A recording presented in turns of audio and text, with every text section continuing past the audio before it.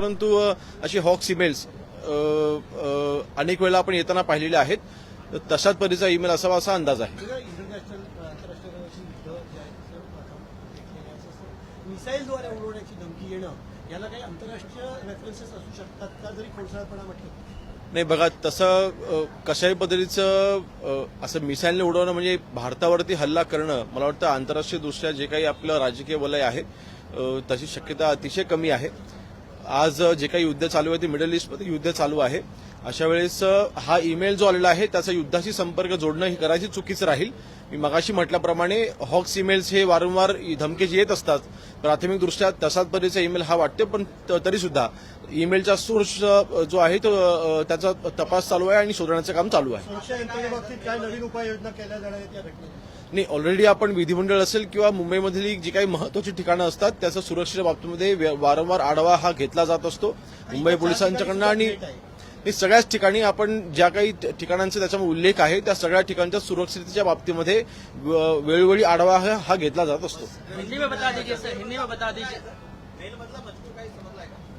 नाही, तसा डिटेल माझ्याकडे आता नाहीये, परंतु जी काही आहे ती धमकी आहे आणि त्या दृष्टीने आपण तपास हा चालू केलेला आहे. विधान भवन समेत मुंबई के 4 आज अजित पवारांच्या अपघाती निधनावरती चर्चा होणार आहे, तर तसं काही वाटतंय का हा विषय कुठेतरी डायव्हर्ट करावा म्हणून असं? नाही, तसं नाही. मेलचा सोर्स कुठून आहे हे अजूनपर्यंत आपल्याला माहिती नाही.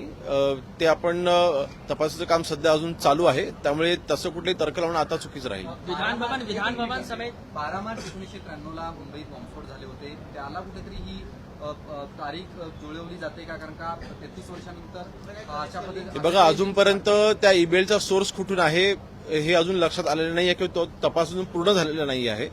आणि मी मगाशी म्हटल्याप्रमाणे असे हॉक्स ईमेल्स हे अनेक वेळा येताना आपण पाहिलेले आहेत आणि तशाच पैकीचा असलेला हा हॉक्स ईमेल असावा असा प्राथमिक अंदाज आहे. विधान भवन समेत मुंबई के 4 प्रमुख स्थानों को जो है वो बॉम्ब से गिराने का मेल आया है. क्या कुछ सर अभी तक के जांच में पता चल रहा है? नहीं, प्राइमरी इन्वेस्टिगेशन में जो ईमेल का सोर्स है वो ढूंढने का भी फिलहाल काम चालू है. ये सोर्स जो है हमने देखा है काफी बार हॉक्स ईमेल्स भी आते हैं, तो जो भी प्राइमरी इन्वेस्टिगेशन या प्राइमरी इन्फॉर्मेशन जो मिल रही है उसके हिसाब से ये हॉक्स ईमेल ही होगा शायद.